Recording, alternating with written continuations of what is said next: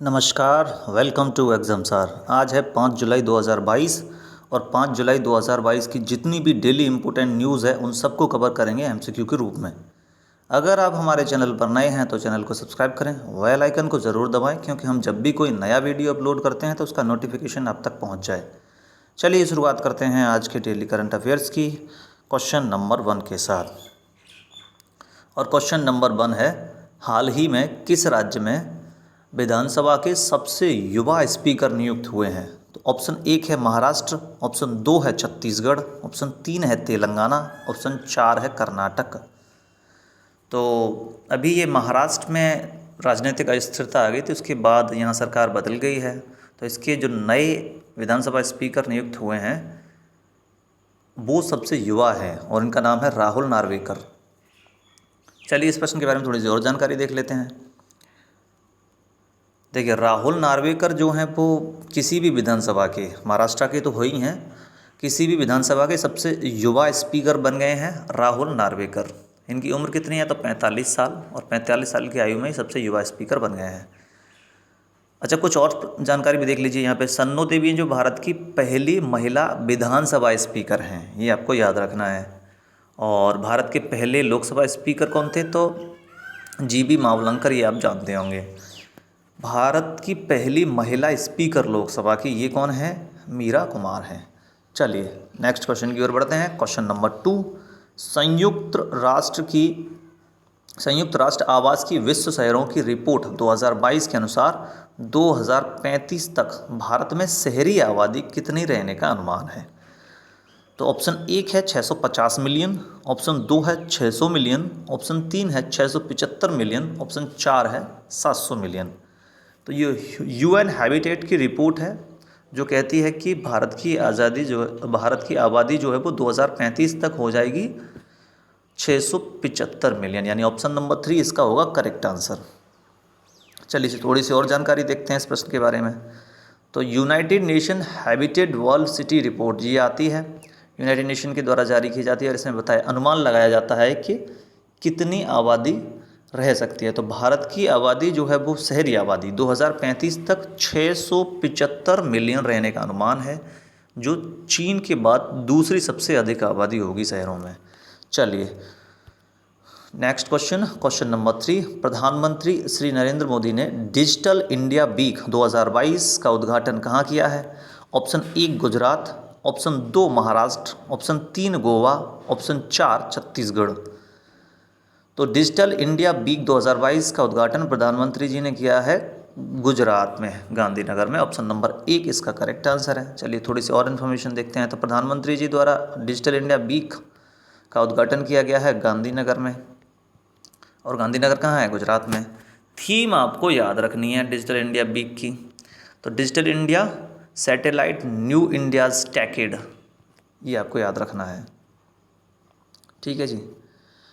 चलिए next question की ओर बढ़ते हैं। Question number 4, NTPC renewable energy limited, ये फुल फॉर्म है इसका, NTPC renewable energy limited REL ने किस राज्य के साथ 10 gigawatt ultra mega renewable energy park विकसित करने के लिए MOU पर हस्ताक्षर किए हैं? तो आपको बताना किस राज्य के साथ NTPC REL ने हस्ताक्षर किए हैं। ऑप्शन 1 है Punjab, option 2 Rajasthan, option 3 Haryana, option 4 Gujarat. तो NTPC REL यानी रिन्यूएबल एनर्जी लिमिटेड ने राजस्थान सरकार के साथ 10 गीगावाट का ultra mega renewable energy park बनाने के लिए, विकसित करने के लिए MOU पर हस्ताक्षर किए हैं। चलिए थोड़ी सी और इन्फॉर्मेशन देखते हैं। तो NTPC ने राजस्थान सरकार के साथ किए हैं 10 गीगावाट GW का जो रिन्यूएबल एनर्जी पार्क विकसित करना है। रिन्यूएबल एनर्जी क्या होती है? जिसको बार बार रिन्यू किया जा सकता है, फिर से पैदा किया जा सकता है, उसको बोलते हैं रिन्यूएबल एनर्जी। ये एक बात और आपको यहाँ याद रखनी है कि NTPC ग्रुप का, यानी NTPC का ये लक्ष्य है कि 2032 तक 60 गीगावाट की क्षमता प्राप्त करना है। 2032 तक रिन्यूएबल एनर्जी में, जिसमें हाइड्रल एनर्जी है, सोलर एनर्जी है, ये सब जो है वो रिन्यूएबल एनर्जी होती हैं। चलिए नेक्स्ट क्वेश्चन की ओर बढ़ते हैं। क्वेश्चन नंबर 5, केंद्र सरकार द्वारा foreign contribution regulation act FCRA में संशोधन के बाद अपने रिलेटिव को कितने रुपए की धनराशि स्वतंत्र रूप से भेज सकते हैं, यानी इसके लिए आपको अनुमति लेने की ज़रूरत नहीं है। Option 1 15 lakh, option 2 10 lakh, option 3 20 lakh, option 4 18 lakh. अभी भारत सरकार ने FCR यानी कि फॉरेन कंट्रीब्यूशन रेगुलेशन एक्ट में बदलाव कर दिया है और सरकार ने कहा है कि अब 10 लाख रुपए यानी ऑप्शन नंबर 2 10 लाख रुपए तक का जो पैसा है वो आप भारत में अपने रिलेटिव्स को बिना सरकार की अनुमति के या फिर फ्रीली भेज सकते हैं। इसमें 10 लाख से अगर आप ज़्यादा भेजना चाहते हैं तो फिर आपको 3 माह पहले आप बताएंगे कि हम कितने रुपए भेज रहे हैं। तो ये है FCRA में संशोधन।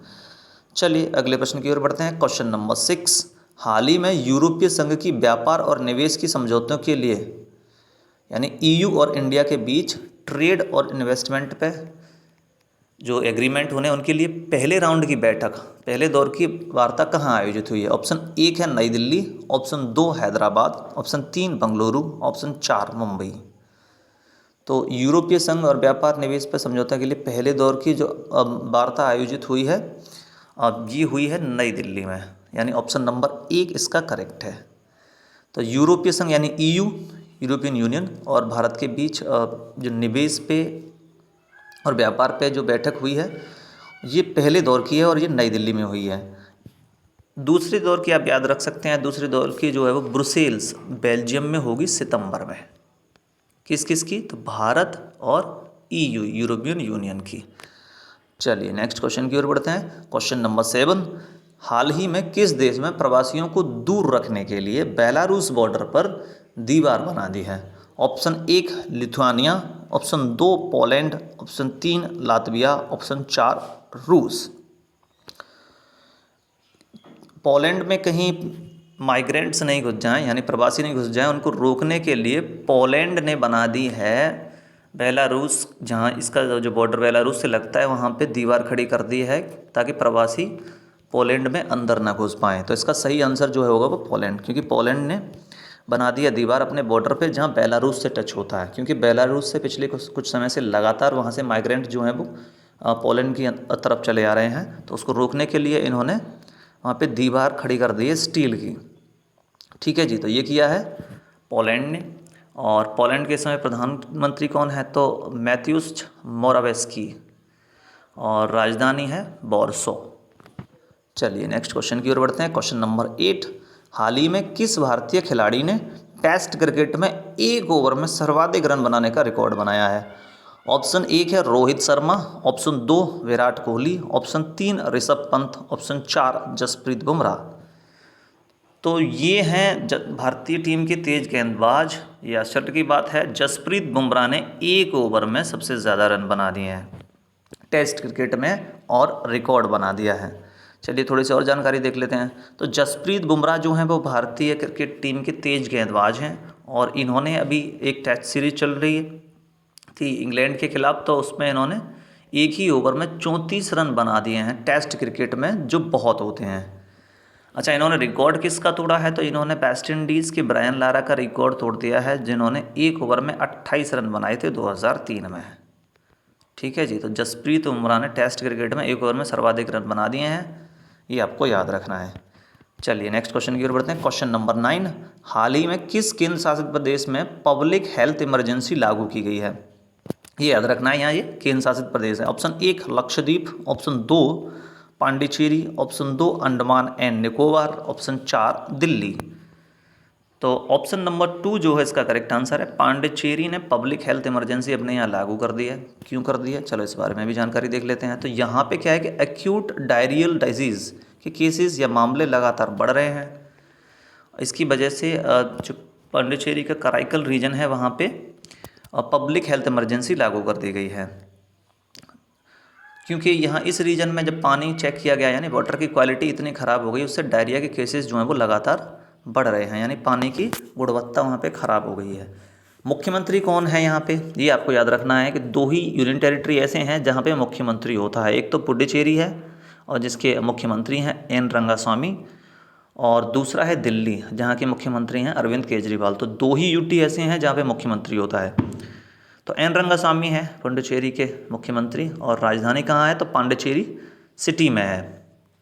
चलिए नेक्स्ट क्वेश्चन की ओर बढ़ते हैं। क्वेश्चन नंबर 10, ये है आज का आखिरी सवाल। हाल ही में प्रधानमंत्री श्री नरेंद्र मोदी द्वारा अल्लूरी सीताराम राजू की कांस्य प्रतिमा का अनावरण किस राज्य में किया गया? Option 1 Telangana, option 2 Karnataka, option 3 Andhra Pradesh, option 4 Bihar. तो प्रधानमंत्री जी द्वारा आंध्र प्रदेश में किया गया है अल्लूरी सीताराम राजू की जो ब्रॉन्ज मूर्ति होती है, ब्रॉन्ज यानी कांसे की 30 फुट ऊंची ये मूर्ति है, तो इसका अनावरण किया है। चलिए थोड़ी सी और जानकारी देख लेते हैं। तो अल्लूरी सीताराम राजू की 30 फुट ऊंची कांसे की यानी कांस्य की जो प्रतिमा है उसका अनावरण किया प्रधानमंत्री जी ने। कहाँ पे? तो आंध्र प्रदेश में। इसमें शहर के जगह का नाम है भीमावरम। अल्लूरी सीताराम जी कौन है? तो इन्होंने उपनिवेश के खिलाफ लड़ाई लड़ी है और ये एक मामले में बहुत माने जाते हैं। इन्होंने गुरिल्ला युद्ध का यूज किया था अंग्रेज़ों के या फिर कॉलोनियल पावर्स के खिलाफ लड़ने में। और इस वर्ष अल्लूरी सीताराम राजू की जो है हम 125वीं जयंती मना रहे हैं। तो अल्लूरी सीताराम राजू की प्रतिमा का निर्माण कहाँ किया गया है? तो ये किया गया है आंध्र प्रदेश में। ये आपको याद रखना है। इस वीडियो में इतना ही। वीडियो अच्छा लगा हो तो वीडियो को लाइक करें, अपने फ्रेंड्स के साथ शेयर करें। Thank you.